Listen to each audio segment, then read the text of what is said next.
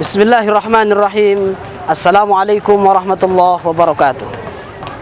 Alhamdulillahilladzi anzala al-furqana tibyanan likulli syai'. Wassalatu wassalamu ala man arsalahu Allah wa 'allamahu kulla syai'. Muhammadan abduhu wa rasuluh wa ala alihi wa ashabihi wa man tabi'ahu hudahu ila yaumil qiyamah, amma ba'du. Kaum muslimin yang dirahmati oleh Allah Subhanahu wa taala. Hari ini banyak sekali orang bertanya tentang kondisi umat Islam, khususnya di Indonesia, yang berkaitan dengan penistaan terhadap Al-Qur'anul Karim. Apakah memang orang-orang kafir bertabiat seperti itu? Menista Islam, menista Allah Subhanahu wa taala, menista Al-Qur'an. Apakah penistaan terhadap Al-Qur'an ini baru saja terjadi 3 bulan yang lalu, atau 2 bulan yang lalu, atau setengah tahun yang lalu? Atau apakah penistaan terhadap Al-Quran ini sudah ada sejak Al-Quran diturunkan? Ini pertanyaan yang sangat penting yang harus kita jawab hari ini. Kaum muslimin, Allah Subhanahu wa ta'ala mengabarkan kepada kita satu informasi penting untuk umat ini, agar umat ini tahu bahwa penistaan, pelecehan terhadap hal-hal yang kita sakralkan seperti Allah, seperti Rasulullah, dan kitabullah Al-Quranul Karim yang sangat kita agungkan dan kita cintai ini sudah berlangsung sangat lama. Sejak Al-Quran itu diturunkan, penistaan terhadap Al-Quran sudah terjadi demikian rupa. Kaum muslimin, Allah Subhanahu wa ta'ala mengingatkan kita, mengabarkan kita tentang pesan orang-orang kafir kepada sahabat-sahabatnya, kepada CS-CS-nya, kepada konco-konconya.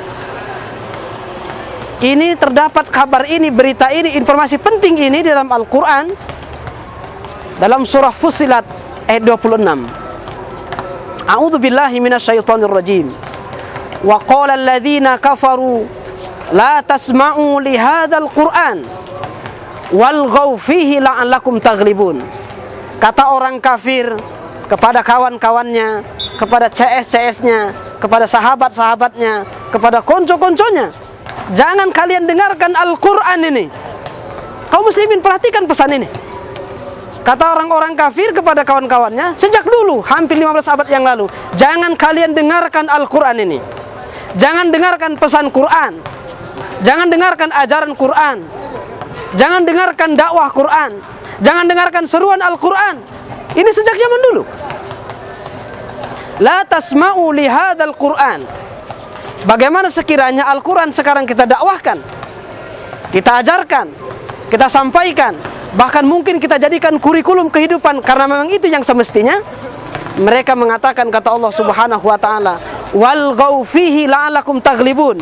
Jika Al-Quran didakwahkan, Al-Quran diajarkan, Al-Quran disampaikan, buatlah keributan, buatlah kericuhan, supaya kalian bisa mengalahkan umat Islam.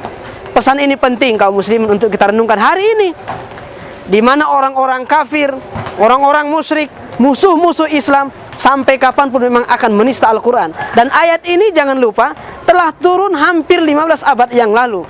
Baru 3 bulan yang lalu, mungkin 4 bulan yang lalu, kita disadarkan kembali penistaan terhadap Al-Quran ini terjadi lagi. Dulu orang-orang kafir mengatakan Quran ini adalah kata-kata, bait-bait syair. Kata Allah Subhanahu wa ta'ala, wa ma huwa biqauli syair. Dia bukan bait-bait syair. Bahkan mereka juga mengatakan, bahkan menuduh dan menista Al-Quran sebagai mantra-mantra, jampi-jampi dukun. Allah Subhanahu wa ta'ala kemudian meluruskan, wa ma huwa biqauli kahin. Al-Quran bukan kata-kata tukang tenung, bukan kata-kata dukun, tapi Al-Quran adalah kitabullah. Tahun 1998 ada seorang Kristen keturunan Palestina bernama Profesor Dr. Anis Soros. Dia membuat satu Al-Quran dalam versi dia, judulnya The True Furqan, atau dalam bahasa Arab Al-Furqanul Haq.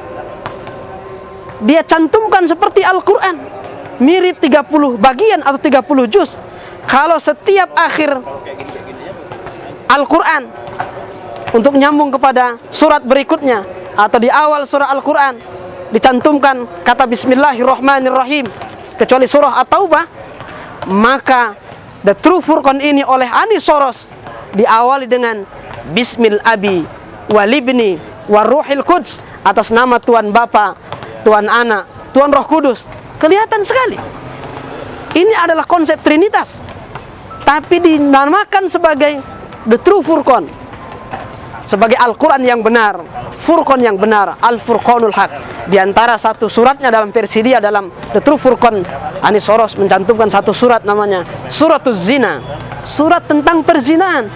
Ternyata setelah diteliti, surat ini bercerita tentang kritik yang sangat pedas, yang sangat tajam kepada praktik poligami yang memang legal dan disyariatkan di dalam Islam.